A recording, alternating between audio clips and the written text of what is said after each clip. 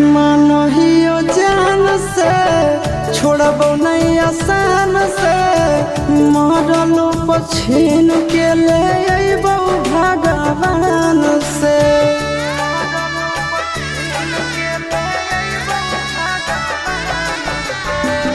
मानहियो जान से छोड़बो नहीं आसान से मरलो पछीन के ले अइबो भगवान से।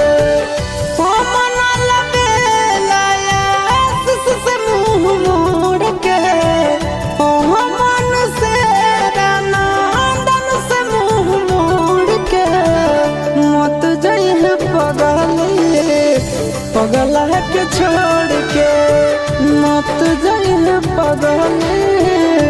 पगला के छोड़ के।